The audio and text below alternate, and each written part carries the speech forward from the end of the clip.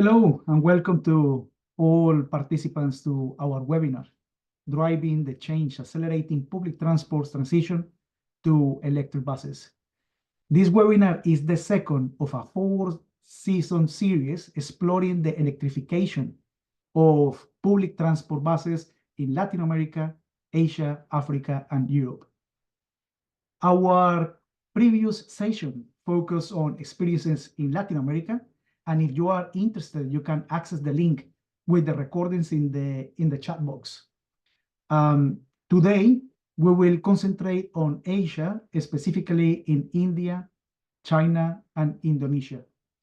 We are expecting that by December this year, we are able to conduct a final webinar where we will be presenting the collective common denominators for the transition and mass adoption of electric buses for public transport globally. Slide, please.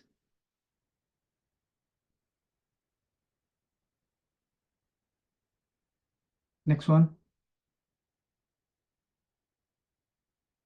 That one. So for those that are unfamiliar with BASE Foundation, the Basel Agency for Sustainable Energy is a Swiss non-for-profit foundation established in 2001 as a specialized partner for United Nations Environmental Program, and with the primary objective to design business model and financial mechanisms to make climate projects bankable.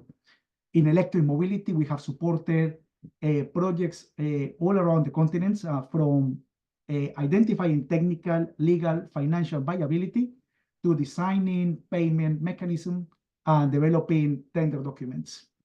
In Asia, we have been supporting as well electric mobility, but also we have been focused on programs such as energy efficiency as a service, cooling as a service, renewable energy in buildings, development of green credit lines for financial institutions, preparing funding applications to climate funds, circular economy, and among others. My name is Francisco Ramirez Cartagena. I am a senior sustainable energy and transport finance specialist at BASE. I have been working on electric mobility with a focus on public transport buses for around 15 years, and I will be moderating this webinar. Just a quick housekeeping announcement. So the webinar will last for 1 hour with 15 minutes, and we have in line 3 spectacular panelists. And then at the end, we will have a 10 minutes Q&A session. So please write your questions indicating to whom they are directed, and we will try to answer as many as possible. You can leave the question at any time. So just place in the box, and then we'll capture the questions, and then we can address it at the end of the webinar. So I think if all is clear, so that's it. So welcome to our webinar. As I mentioned, today we bring together a specialist whose participation in the Asian e-mobility market has been fundamental. We have with us Mahua Acharya, who has 2 decades of experience in green finance, renewable energy, and carbon markets. Mahua is recognized for her role in programs that led to the deployment of nearly 20,000 fully electric buses in Indian roads. Also with us is Xiuli Zhang. She is a project manager at Energy Innovation and former member of the Transportation Program of Energy Foundation China. Xiuli has led research projects on electric and diesel bus cost parity in Shenzhen. And last but not least, Francisco Posada. Francisco leads the Southeast Asia region at the International Council on Clean Transportation. He has worked extensively in Indonesia, Vietnam, Thailand, and Philippines on sustainable mobility initiatives. And today, he will be presenting the Indonesian case. Before we begin, I would like to remind you to please leave your questions in the comment box. Your questions will be answered during the last 10 minutes of the webinar. Our first panelist is Mahua Acharya. Mahua has worked in multiple countries with organizations such as the World Bank and the Global Green Growth Institute, and currently as the managing director of the Convergence Energy Service Limited, Mahua played a central role in the deployment of nearly 20,000 fully electric buses in the Indian roads. She is now the CEO of the International Energy Transition Platform. Without further introduction, I welcome Mahua, and I would like Mahua to please share with all of us what has made the Indian electric mobility plan so successful, resulting in 20,000 electric buses in the Indian cities, and how this was triggered by the FAME program, which we understand has been evolving. What aspects of this experience do you think has made the difference? Thank you, Mahua. You are in mute. Going to unmute myself. Okay, thank you. Firstly, thank you so much for doing this webinar, and thank you, of course, for having me. Always, it's so lovely that organizations like yourselves pick up these case studies and put it out there, and we all need to get to do much more of these at large scale. So thank you so much for doing that. Before I get into some slides which I've prepared for this audience, I would say what triggered it, I'd say there are 4 things. We had a federal subsidy program, and that was a very, very important carrot. It then turned out, because we got very good prices, so we did not need the subsidy after the first chunk of buses. But without the subsidy program, I think it would have been very difficult to get started. So that push was given. Then the government was at the wheel, because we chose to work on the small 10% of buses that sit within the realm of state agencies. And I was in a central position at the federal level, and I had access to reach out to the states. I think that helped, because there was an apex body that was not one state. Along the way, we chose to standardize the contract. We chose to move to a service contract, and we standardized it. I think that really gave investors a lot of comfort. We made the contract a level playing field, and I think that really went a long way. And after that, we aggregated the demand. And today, that's a very often used term. But what we did was we asked people to sign on to a single contract. That's not been done before. And to therefore, a single tender. We had developed the contract in advance, and we floated everything, the tender and the contract. So everything was visible, transparently done for everybody. So I would say these are the 4 things. And of course, all the way, we did this in a collaborative system. We had working groups. I would like to believe we were completely transparent. If there's anything that was slipped, it was only by accident, but this was a fully transparent program. People could always find out anything they wanted at any time. So if you're okay with that, I'll put some slides together, and if you're okay with that, maybe I move to the slides. Is that okay? Yes, please. Yeah. Thank you, Mahua. Sure. Thank you. So I put these slides together just to explain the history of this method, and the fact that this method is being used today still. The context is this: India has 1.5 million buses, and only 10% of that is within the realm of the government. And most buses are publicly owned and managed, meaning this 10%. These buses are owned, normally they've been owned by state transport corporations, meaning the state's transport utilities. These utilities are financially in a quite bad state, because, for various reasons, transport is subsidized, so on and so forth. And they've been running at a loss. Most of them have been running at a loss. And they're therefore unable to afford new electric buses, which already are 2 to 3 times the cost of diesel buses. So they're just not able to do this. We had to find a way to allow them to move over to electric. And that was the model that we designed, where they stop buying a bus, they buy a service. And I found when we were getting into this, I'm not a transport specialist. I should actually caveat that. I'm always surrounded by transport gurus. So I spent a lot of time doing a lot of homework, and I benefited from the generosity of a lot of people, a lot of think tanks who helped me, including the market, the states, and the manufacturers themselves. We found that the market, that this model has been tried and tested, has been tested before. And in the model that we use, these buses are procured and operated by private operators, and the fares are collected by the state. And the state then pays on a rupees per kilometer. So they don't own the bus. Now the efficiency, the quality, all that is taken care of by the private operator. CESL is this company that I was managing, is a company that we created. And our job was, we went ahead and we standardized this contract, and we solicited the involvement and the participation of states. We had 5 cities that first raised their hand. We made it 12 years, so I wanted this to look like an infrastructure contract, because the kind of capital that should come in for public mobility is infrastructure capital.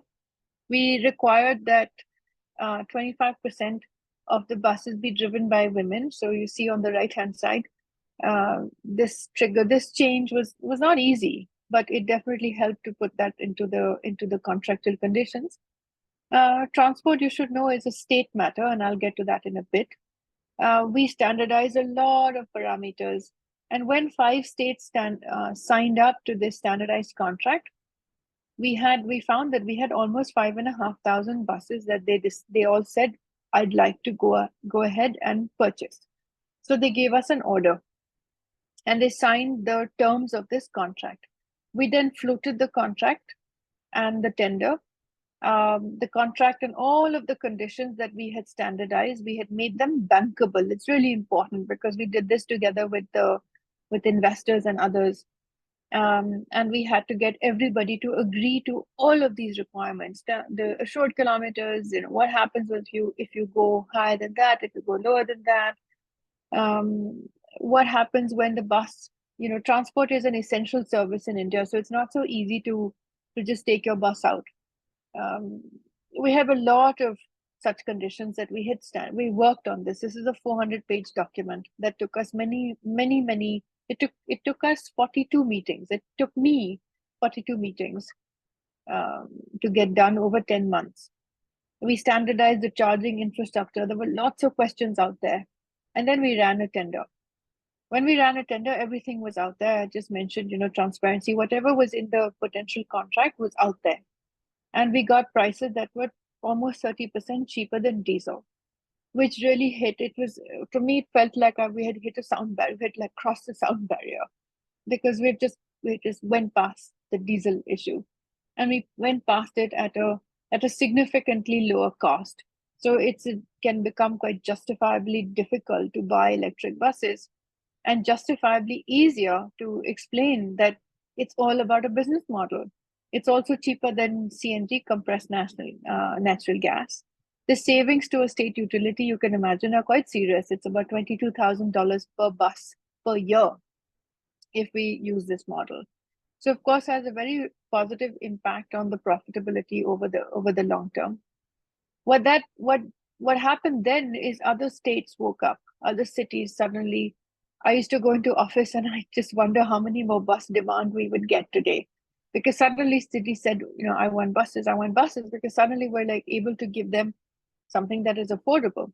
So in a few months from the first tender, we launched our second one, 6,500. And I swear that if we had been we were quite conservative, or we were quite strict about whose bus demand was contained in the tender, because unless your depots, you had a plan for electrifying your depots, unless you thought about the routes, unless you got the size right and all of that, we did not accept everybody's demand. So if we did, I think that would have become maybe about almost 10,000. As on date, as I sit here, we've got about 8,500 electric buses on Indian roads. There's about 27,000, little bit more than that have been contracted in the last 3 years. Delhi goes 80% next year, and different cities are different stages. Every month, some cities putting in a big chunk of buses. This then triggered the government to launch an incentive program for smaller cities where they do less kilometers. And there's a subsidy involved for that. but there you need a little bit of subsidy. And there are other initiatives across the countries to electrify cities. This sheet in front of you shows us what is the level, what happened to buses. We had a massive growth rate suddenly in the last few years.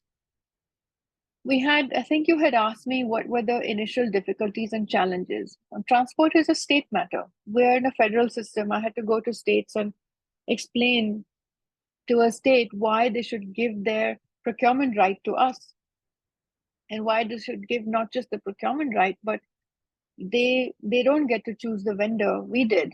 We ran the tender. We developed a program. They then said, you're not going to be, we're not choosing that tender. And then you want us to manage the tender for 12 years and you're gone. You central agency, you are gone. And all of the above three are correct. But this is now an accepted model. It was quite alien in 2021 when we were going state by state. State utilities are used to purchasing the buses. They like to own the buses. They've always owned the buses. They own the spare parts. They've owned the garages. Now they're purchasing a service, so they have to manage that contract and they have to deliver against this contract. This mindset is changing, but it's new, of course. We were never equipped with this. And then we were never equipped to give them thousands in one shot. We developed a payment security mechanism because, as I mentioned once earlier, that these state utilities are not in the best of financial health. So after we did some 1,000 buses, a lot of private operators started getting a bit nervous, what if we don't get paid? So we had no choice. We had to start designing this. A few months after we started, it was launched in December, and today it's a part of the tendering program.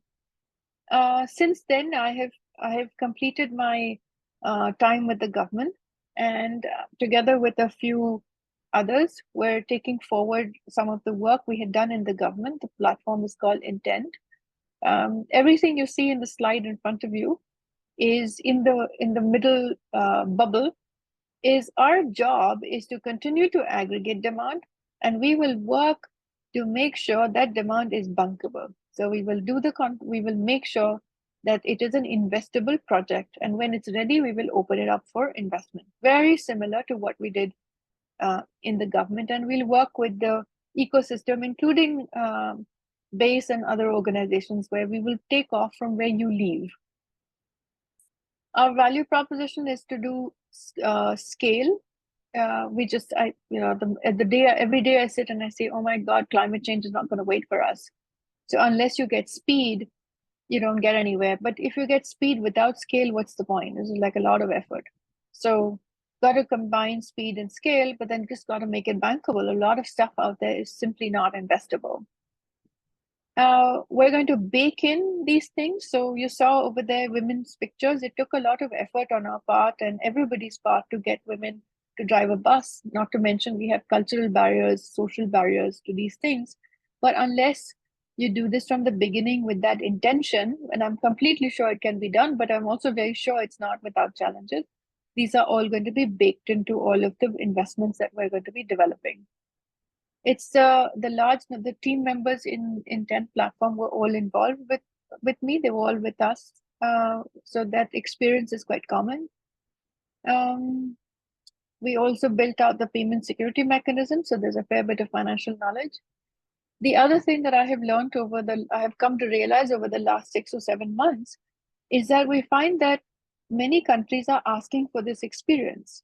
And I find myself telling many friends that ask that don't just copy the India thing. Remember, we built the India thing ground up, and it was built for India. It was built for Indian conditions. I don't mean road conditions. I mean market conditions. So we're now in the business of just building out this program. It will be very much south-south in a collaborative kind of exchange. And the whole idea is to do some sort of collaborative learning. We'll be happy to answer questions, but people make their own decisions. I think on that, I find that I've lost a slide, but it was a thank you slide. I won't go into the details of this program, but I hope that you'll help us pass this around, because as countries ask questions, they suddenly find that there's so many things in it that would benefit them, because after all, we're a very complicated developing country, and all our cities are very congested. And where I'm sitting right now, it's about 45 degrees. It's also very hot. So thank you so much for this.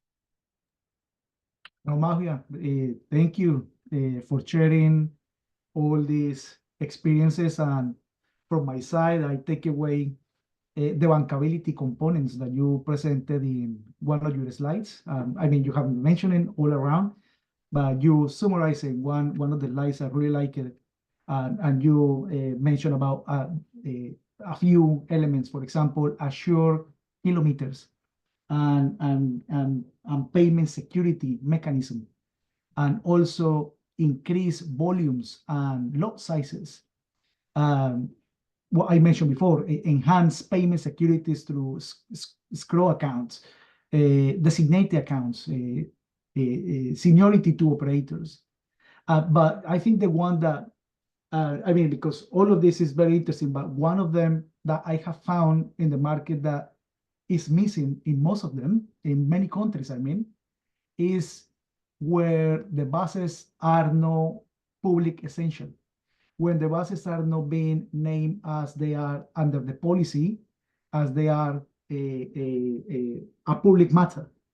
So this situation, in most cases, do not allow the government to deploy public resources to support, to aid the transport systems. And this is one of the main things that the governments they need to be thinking about, that the service is a public matter.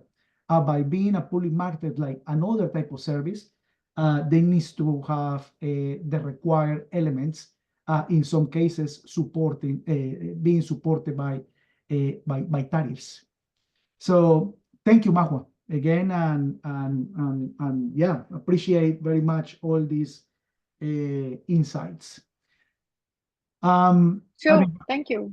Yeah, I want to stop at this moment to ask any questions. I'm gonna leave all these questions to the end, and just I would like to remember all the attendees to write your questions in the comment bar, and we will address them at the end of the session with the support of the panelists. Thank you, Mahu. Our next panelist, yep, thank you, is Xiuli Zhang. Xiuli is the China Projects Manager at Energy Innovation, where she supports China-related projects. Before joining Energy Innovation, Xiuli was a postdoctoral researcher at the Institute of Transportation Studies at the University of California. And Xiuli has led research projects on electric and diesel bus cost parity in Shenzhen, and environmental justice issues related to freight transports in Southern California, and road transportation, energy, and greenhouse gas emissions projects in China, among others. Xiuli, thank you for coming and sharing all your experience with us. As always, China is the big champion in this universe of electric mobility on the electric buses. And some of the numbers that we have identified, they are in China somewhere around between 550,000 electric buses to 600,000 electric buses under operation. This represents around 90% of the total electric buses that are in the world. So this impressive number is due to China's significant investment and prioritization of public transit electrification over the past decade, I will say. Could you please summarize the enabling factors you believe were the key to transforming the fleets? For example, subsidies, the business model, financial instruments. What do you think? The floor is yours. Thank you, Xiuli. Thank you very much, Francisco. Hello, everyone. I'm very honored to be here joining this webinar. To Francisco's question, what's the most important issue kind of supporting the fast growth of electric buses in China, I think one is the strong government will and clear targets and development goals through the time, and two, subsidy from general subsidy from both national governments and local governments are important, most important supporting issues for the fast development. And you can also see this in the Shenzhen case I will talk about. Let me share my screen.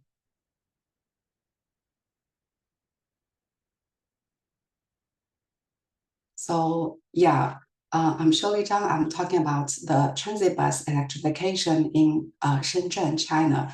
So as has been told, I'm working in energy innovation. Its policy and technology is a nonpartisan climate and clean energy policy think tank.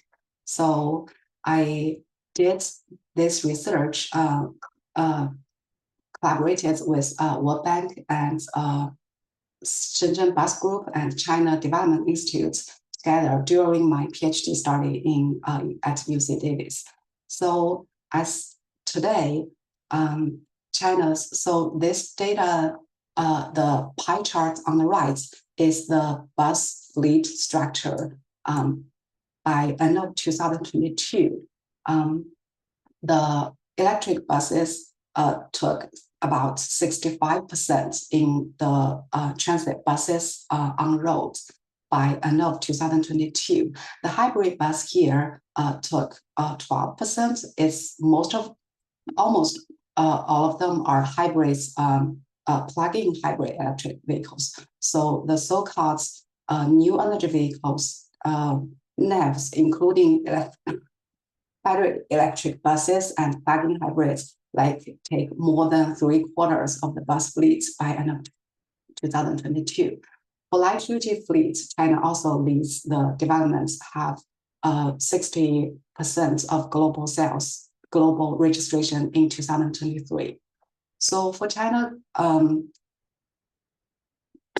China's fast growth, it starts in 2020. In 2008, for the Beijing Olympic event, to reach a good clean air quality and to showcase the technologies, there was hundreds of electric vehicles operating for the events.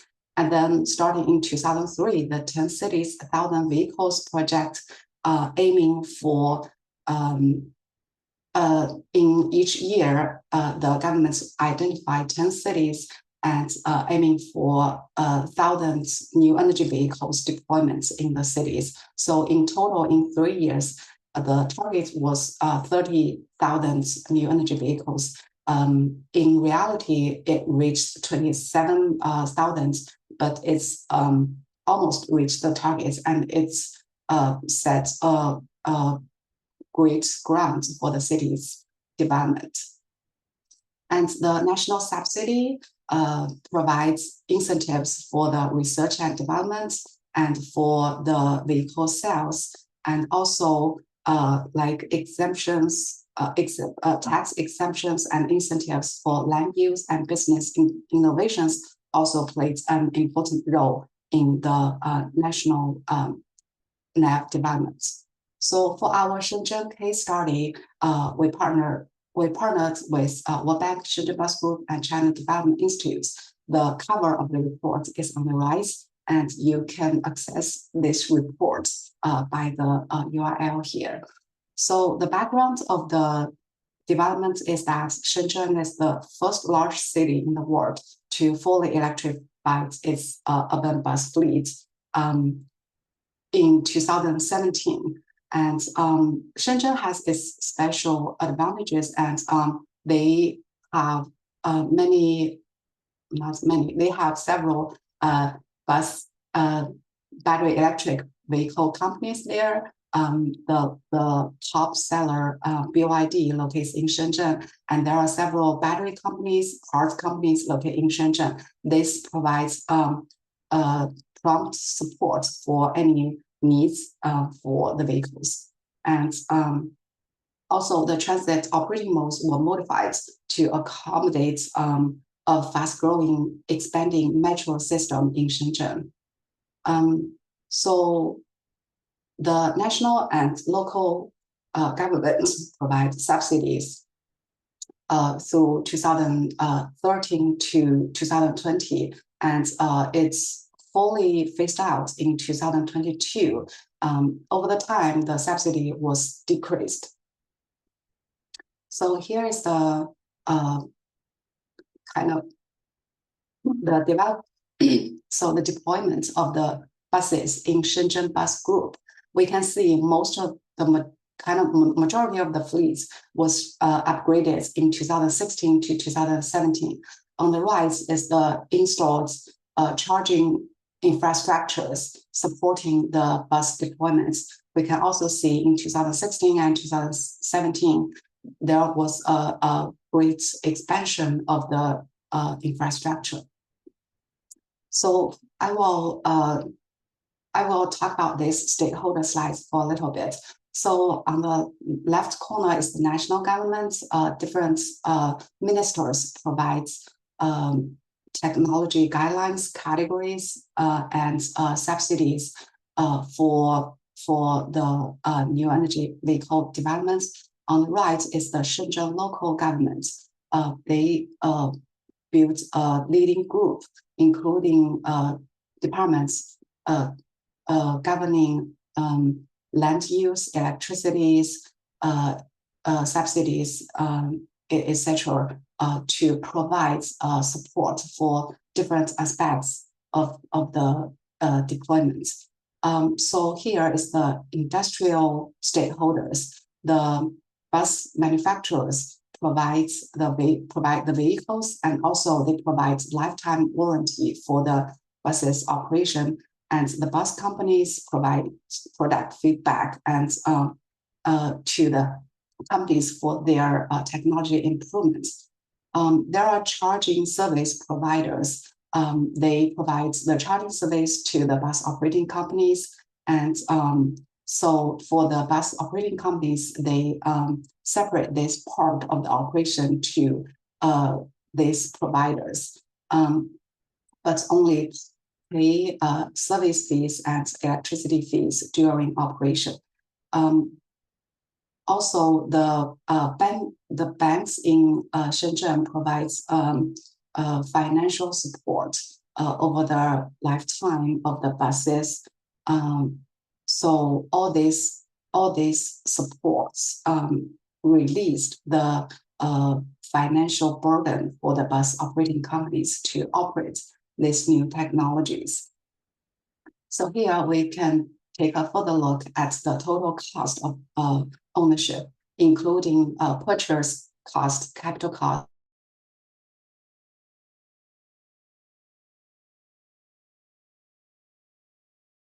You can see the largest difference is electric buses costs about 3 times of the diesel buses. However, the energy cost is way much lower than diesel buses through the lifetime, and also maintenance cost is way much lower than diesel buses also. So as a result, without subsidy, the battery electric buses is about 21% higher of total cost than diesel buses. With the subsidy, it's actually 35% lower. We did a Monte Carlo simulation to simulate if the cost composition change, like including the lifetime change, the fuel cost change, the electricity cost change, the purchase price of the buses change. And so as a result, we can see for the total cost, the distribution of the possibility of total cost for electric buses without subsidy is the green ones.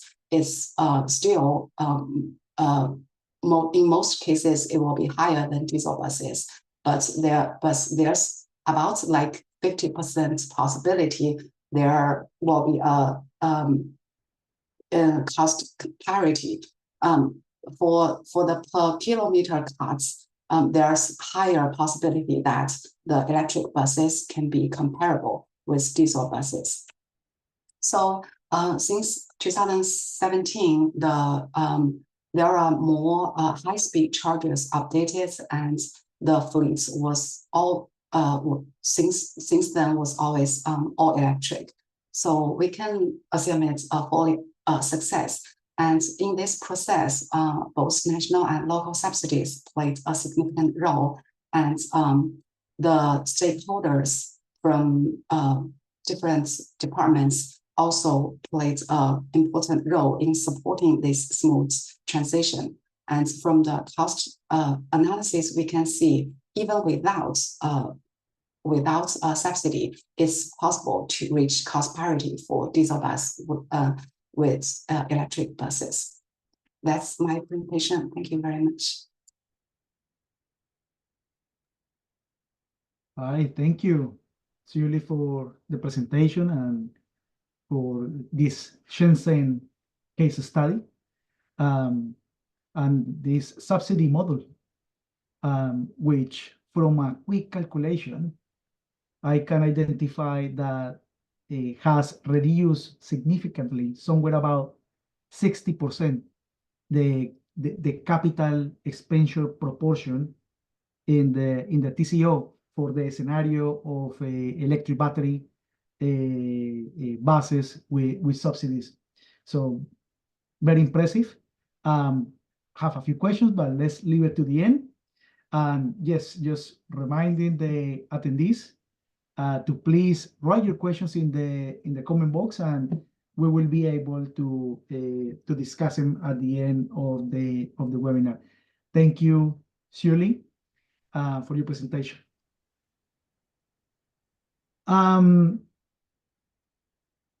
Our final panelist is Francisco Posada. Francisco is the ICCT Southeast Asia Regional Lead with over 14 years of experience designing and implementing technical assistance projects focused on transport decarbonization, fuel efficiency, and cleaner vehicles in developing countries.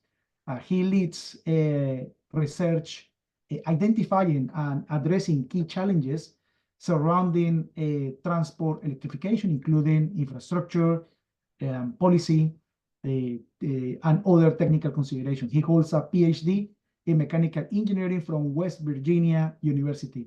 Thank you, Francisco, for joining us. And right, Indonesia, with its capital, Jakarta, has been making some significant steps in electrifying its public bus fleet. We understand that Jakarta public transport operator, Transjakarta, they have somewhere about between 20 or 30 electric buses. I don't have the figures exactly, but it's in that range.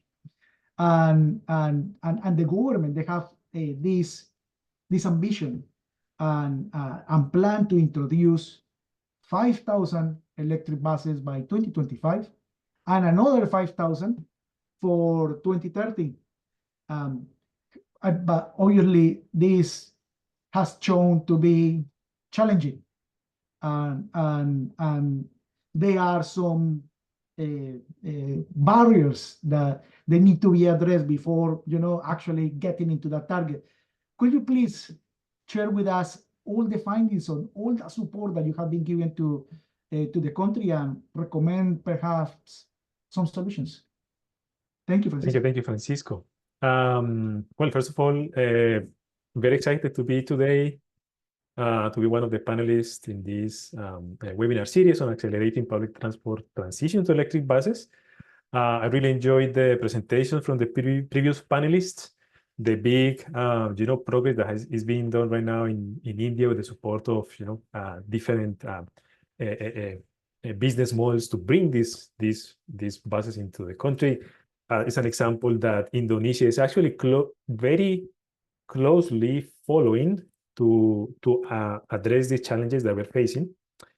Well, I was introduced already, so just wanted to share what we learned from our technical support in or Transjakarta, which is the BRT operator in the capital of Indonesia. I represent ICCT. We are a nonprofit research organization that supports national and local level officials on transport decarbonization, policy and technical analysis. So as an international organization, we are usually very much interested in what are the policies that are promoting electric bus, in this case, deployments. And this slide shows sort of the international commitments that have been resulted from different international venues, sometimes at the national level, sometimes as part of the COP, memorandum of agreements, and that type of processes that are pushing for a faster acceleration of zero emission technology in public transport. What is interesting is that you will not find in this figure China or India. But as the previous speakers already described, they are moving way faster than many of these countries that have already committed to zero emission bus adoption in the future.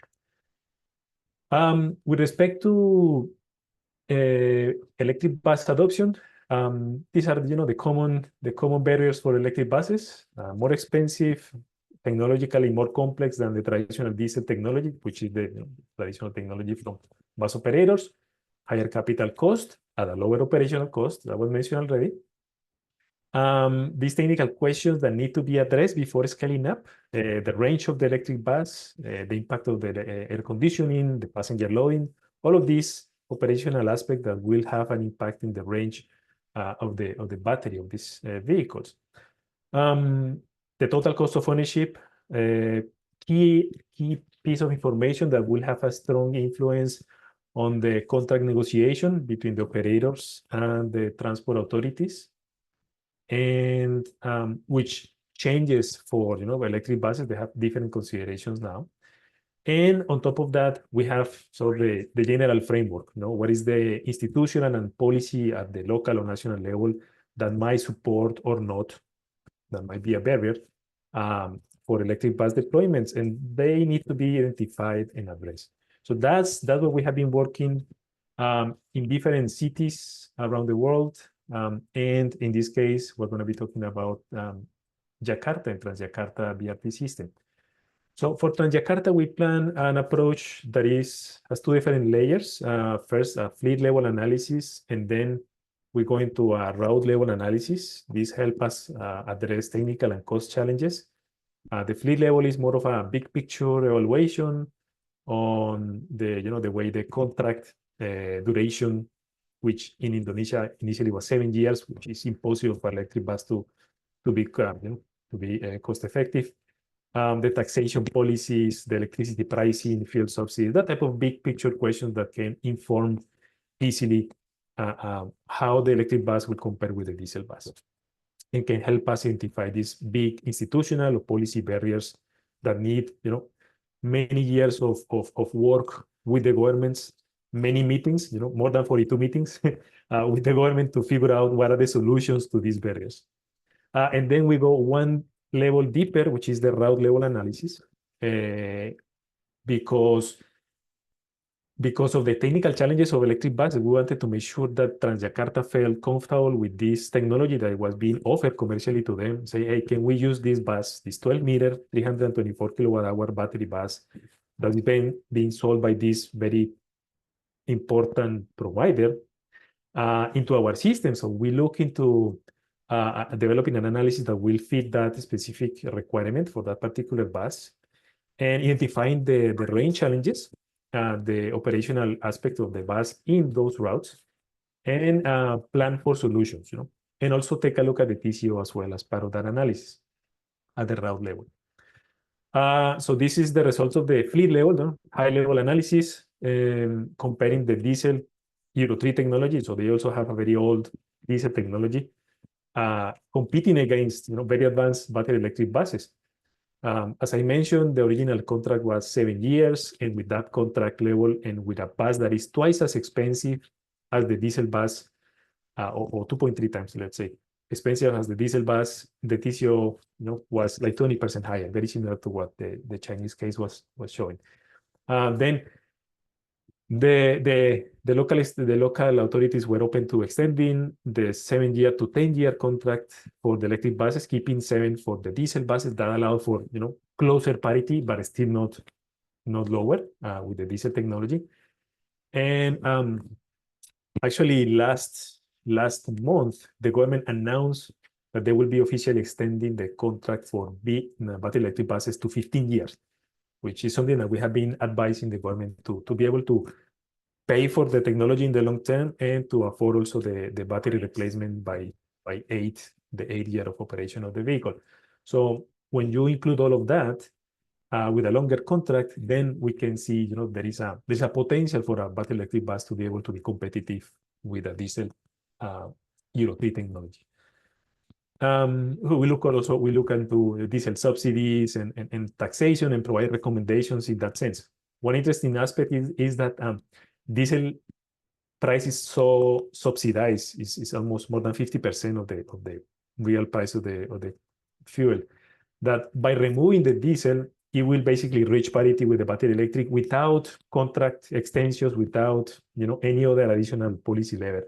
So that was quite interesting to see how a national policy, which has an intention subsidizing diesel, has an to make the transport component of prices at the national level be lower, will have a direct impact on how these electric buses react to these changes. And just quickly about why route level, because it's a new technology. Operators have a lot of questions. Can we actually use these electric buses in these key? This is a map of the 13 trunk route for the BRT system. Can we use them? So let's take a look at the range, how the operational behavior will impact the range of the buses, and what are the cost implications and the charging strategies for these electric buses. So that's a technical analysis we carry out. So I'm going to jump on this one. This is basically the description of how we carry out the analysis. We use GPS units in diesel buses, in current diesel buses, collected the data for several weeks for each of these routes, and then prepare some synthetic, let's say, routes that represent that specific, synthetic cycle that represent that specific route, and run these electric buses in models, in computational models that closely represent the behavior of an electric bus in that specific route. With that, we get the bus, the range, the energy consumption, of course, and with energy consumption, you get information on the TCO at the route level. and you might think, okay, but why so much work? Like it looks like excessive. So what we have seen is that it depends a lot in the city. So this is an example for Bangalore, where we collected data from 29 routes. And so you have the city routes and you have the highway routes, very urban, a lot of stop and go. And then you have the high-speed highway routes, let's say going to the airport. And this figure, what it shows is the range of the same bus for 2 different routes. And each of the blocks, each of the different 5 blocks shows different, let's say, levels of the operation of the battery in the bus. So the first one is the nominal numbers. The second is what the commercial, let's say, the bus vendor will tell you, okay, this is as with the 20% battery reserve, and that's basically your range for the product we're selling you. And we can see already, a significant difference between the airport, we call the airport route versus the urban route. There's almost a 23% difference in the operational range for the same bus. And then when you add the passenger loading, assuming the bus is operating 100%, and the air conditioning operating in the bus, then you have additional reduction in the range for the bus. So, and on top of that, the annual degradation of the battery. So the last one on the right is at the end of the battery end of life, when you have lost already 20% of the battery capacity. So what is your range, and can you actually operate that bus in that range without making any operational changes in your routes. So this level of analysis is important to help city planners and city operators better adapt to this new technology. In the case of Transjakarta, they were interested in 4 routes for 12-meter buses. The other routes were for 9-meter buses and other type of technology. So we were initially looking at the 12-meter buses routes. So the blue lines, the blue bars, sorry, will show the daily distance for each of the routes. So Route 13, Route 1, 5, and 2A. And the brackets will show the operational range of this commercial bus that they wanted to explore. Under different passenger loading, 100% and 50%, and at the beginning and end of the battery degradation process. So with a new battery and 20% degraded. And that gives us some ideas about where some routes maybe we can electrify with this technology without any concerns, and some other routes might be more challenging. So from this analysis, we understood that Route 1 and 13, they are the preferred routes for electrification, and it exceeds the daily utilization range till the end of the useful life, or almost the end of the useful life of the battery. And then for routes 5 and 2A, maybe additional operational questions need to be answered, probably charging midday. And that's something that kind of will be required for this type of routes. And for Route 1, which is another interesting conclusion, was that maybe the bus is oversized, the battery is maybe oversized for that route. Maybe you can go with a smaller battery size and plan for middle of the day charging, so reducing your cost for the for your TCO analysis. So that type of is very technical, but it answers a lot of specific operational and cost questions for the bus operators. We also did some TCO for each of the different routes that we studied. With the 15-year contract, we consistently observe, the electric buses will be more cost effective than the diesel ones, between 23 and 25%. So that was something that was very appreciated by the bus operators, by Transjakarta. We're working directly with them. So for them to be able to have this level of detail was quite important for the decision making. So the key messages: TCO, a very powerful tool to identify and address policy and procurement challenges. The higher level to address contractual practices and policy at the national level that will impact, the attractiveness of electric buses. The route level TCO is very detailed, very technical, but help us understand the energy consumption for each of the different routes, especially in cities where you have, let's say, cities that are coastal or are closer to mountain ranges, where there is a lot of the topography changes between different routes in the same system. This type of analysis is very useful. So yeah, the route level modeling and schedule of these buses can inform the deployment strategy for each of these cities, and can save the operator the cost and the time to implement a pilot program. So that's something I forgot to mention at the beginning. By doing this type of analysis, you save the expenses of piloting. You can then pilot in routes where in the routes where you know that you're going to be successful as a confirmation. Yeah, so that's what I have to share for today about Jakarta. Thank you very much, Francisco. Thank you, Francisco, for presenting this case study and for showing us the importance of allowing enough contract duration. So electric buses can repay the capital expenditure by the savings obtained by during this operation, in this case, 15 years. And also, as well, the relevance of eliminating diesel subsidies and perhaps in sometimes transferring them into the electric buses, because if you said that there are subsidy for diesel buses, cannot be possible to transfer the subsidies into the electric ones. So let's try to discuss this perhaps later at the end of the session. Appreciate all these insights. Just a couple of technical references for the attendees, which I believe they are interested to hear.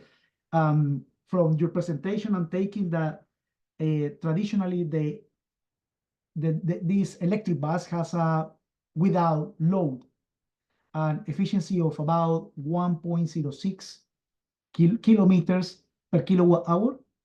But if you add the load, let's say you run the simulation to 100% load, you reduce the efficiency in about 19%. And then if you include air conditioning, you reduce the efficiency in 17%.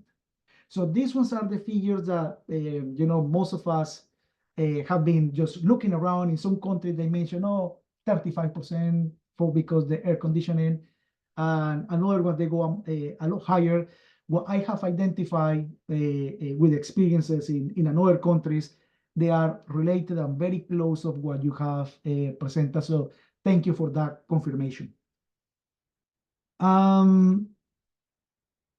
Yeah, so while we organize a couple of questions from the audience, I would like to bring a panel discussion just to hear the panelists' point of view in something that I have also asked for the Latin American session, and I would like to also ask for the African and for the European in order to try to consolidate some of the results.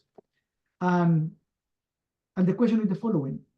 So in Asia, we have interesting examples of countries with strong policies on electric mobility, showing a great interest from the governments.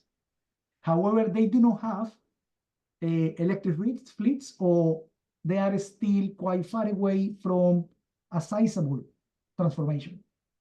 In your opinion, what is needed to create certainty for the private and financial sector?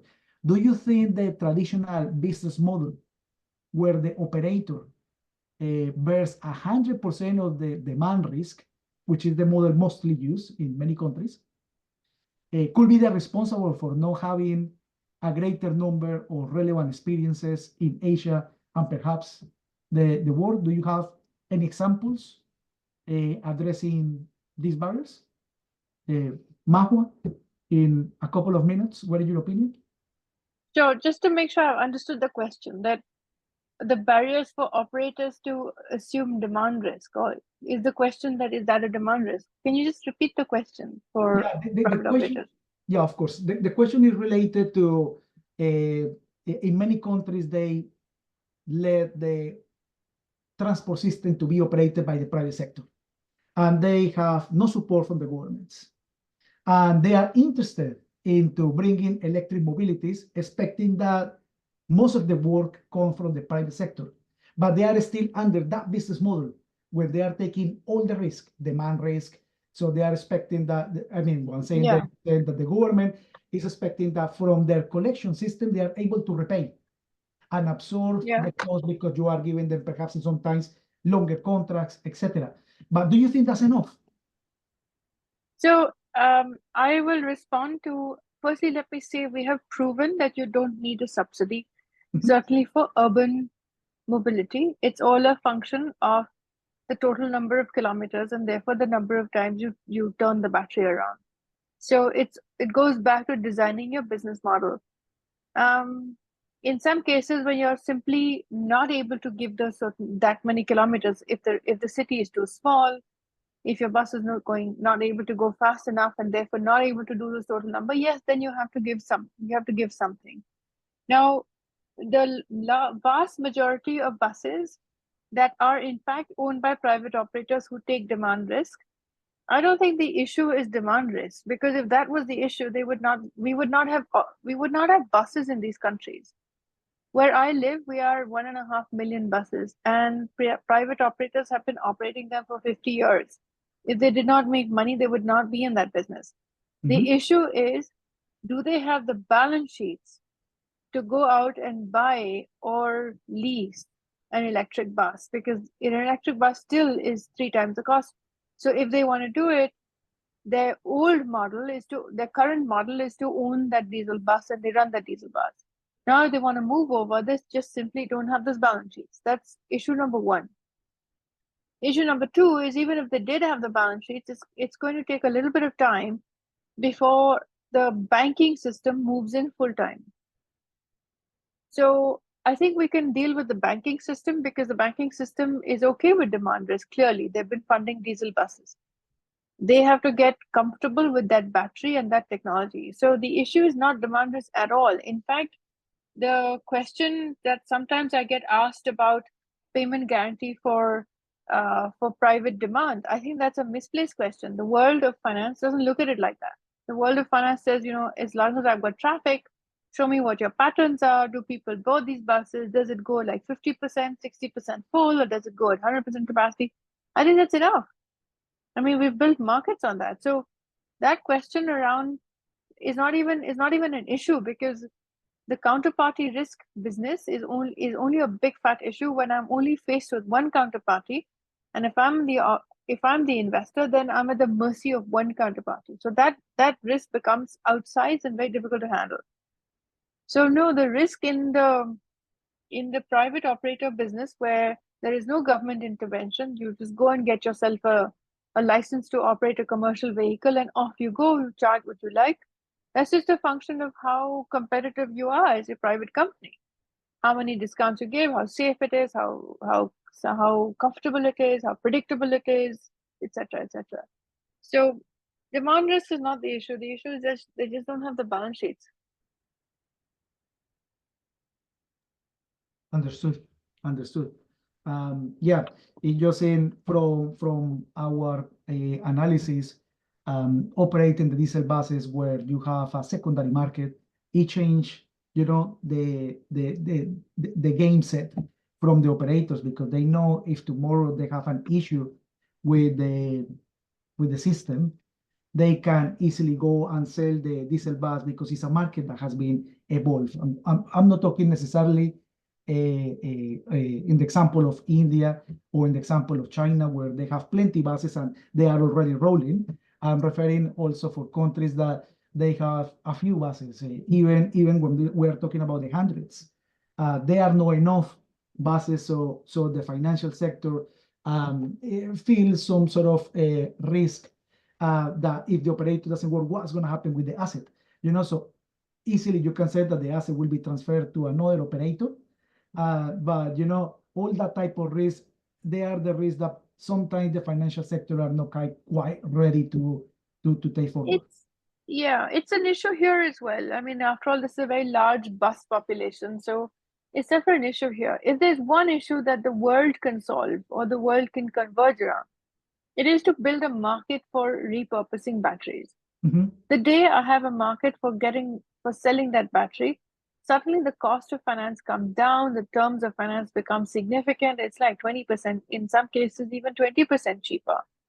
So if there was a system to converge our energies into building out a repurposing industry, and I know that China is on it, Mm-hmm. but if there's a way for us refocus our energies into building out that market, I think suddenly the economics would change. Geopolitics would really benefit geopolitics. You're reusing the asset. It gets reused in the power sector. So, I mean, it has an outsized benefit. Super. Thank you, Mahua. And Sully, what is your opinion? Do you agree with everything? Any comments on regards what Mahua has mentioned? Yeah, I agree with Mahar's idea. And also thinking about the timing, a later player actually can also enjoy some other benefits. So the electric bus price has actually dropped significantly, like comparing to to like China adopt them in 2015. And now there are more operating samples there, examples there. And transit bus actually is the most suitable fleet for electrification because they have fixed routes. If the bus company is not very confident about starting that, they can start with the routes like have shorter distance running, and because they have the stations there. So if they have the chargers installed, the operation will be very convenient. And actually, the bus operator can enjoy the air quality improvements immediately, and the bus operates quietly and smoothly. So it's actually both the driver and passenger can enjoy the benefits right away of the adoption. And in China, so in the Shenzhen case, because it's the starting of the experience, so they built the contracts as the bus company will buy back the buses after the 8 years operating from the bus operating companies. And also in China, there's requirements of the electric vehicle OEMs to buy back the batteries after the lifetime of the batteries, in concern of the possible pollutions from like not well treated batteries. So for other countries starting to adopt electric buses, these are helpful experience to refer to. Yeah, that's Super. a good one. Thank you. Francisco, you are in mute. Thank you. That's an interesting question. And just reflecting on the case in Jakarta right now, thinking about what Mahua say and the lack of balance sheets to be able to justify, loans or to be able to have access to that type of financing. What is interesting in Jakarta is that we are working very closely so in Transjakarta, we have the regional owned enterprise that operates some of these buses, and they also hire, private companies. And some of these private companies for operators, they own and operate the buses.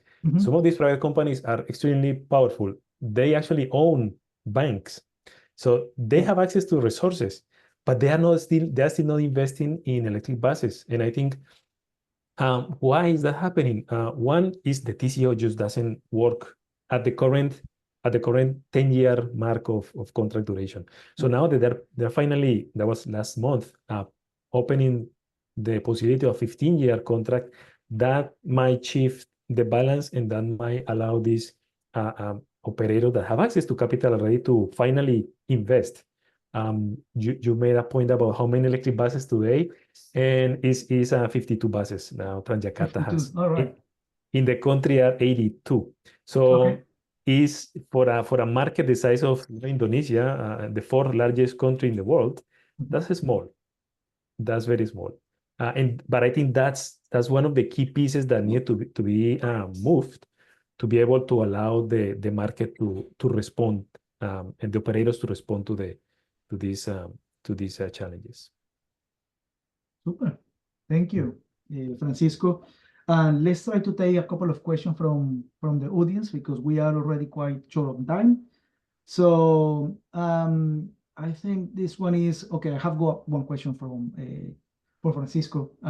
They are asking how how you managed to convince the government of Transjakarta to move from a 10 years to a 15-year contract. Yeah, well, it's a lot of capacity building, no? That's also part of the work that we do. And it's not only ICCT, there are other organizations, GIZ, the TUMI project, ITDP, WRI. We are always, we are working together, converging to provide this type of technical capacity development to the authorities, to the operators, showing them the numbers, showing them, best practices, what has been successful in Latin America. The 15-year is typical, the contract duration in Latin America. And I'm not familiar with the case in India or China, but I assume that it's probably right now has to be longer than a diesel bus to be able to get the TCO numbers without the subsidies. Yeah, there is a lot of capacity building, a lot of showing the data. Say, look, you're not going to be able to reach the TCO level that you want unless this piece changes. And of course, there is a conversation about the battery replacement and the warranties related to the replacing of the battery and how to negotiate these aspects in the new contract. So procurement practices, that's also something that we work on, helping them plan for these important, very important decision points along the life of the bus. Thank you, Yeah. Francisco. I have on here another question that perhaps summarizes. It has been mentioned for all of you, all these elements, but perhaps Mahua, you can let us know how can governments reduce this need of investment, because it seems that with all these subsidies, the cost parity being the diesel bus is more expensive than the electric bus is more expensive than the diesel buses. There is a requirement from the government, and many countries say, oh, listen, I don't have the resources. How do you think, what can do the government to reduce the need of using public funds? I think it goes back to something that I really believe in and now have started stressing again and again. It goes back to the business model design. If you're clear upfront from the beginning that the job of the government is to enable, the job of the government is to set the framework. I don't mean policy environment, that's very broad. Set the exact framework, put a contract in place, honor that contract, and make the business model in a way that obviously to achieve TCO parity, the number of years, of course, is important, but much more important is the number of kilometers. So if we're able to design to fit, after all, these countries that we operate in, we're retrofitting in a way. We're putting in electric into an existing very crowded city. So government's job, I really believe, is to enable something. It should not, every now and then governments put out subsidies, and that's fine to trigger a certain sector, to trigger an industry, trigger a technology. You draw attention with that subsidy program. You can either fade it out or stop it. For which you tell the industry that here's a limited pool of capital, and I'm going to let you know that it's going to only be around for X number of years. So you give that signal that it's not going to be around forever, which means that the market takes over. Remember, the market is a very creative environment. So it's about just designing it properly. Now, in the case of Indonesia, I know that there's a massive fuel subsidy. For as long as there's a fuel subsidy, the comparison to diesel may or may not always work. Now, it's going to be a Herculean task to go back to the government and say, actually, I've got 82 buses and I want to move to 50,000. Or I have all of 82, so please remove the subsidy. I don't think that's the discussion to have. The discussion may be something else, right? It's a displaced request. I'm not saying that's the request, but I'm saying that comparison is you're always on the back foot because you're comparing to something that is completely already subsidized. So then what else can you do? Because the field is already not level. In our case, when we were doing this, diesel prices are only going up. So everybody is exposed to this upward increase in diesel price. Whereas electricity prices, for the most part, are going down. Or if not, they're staying flat at least, but they're not going up as much.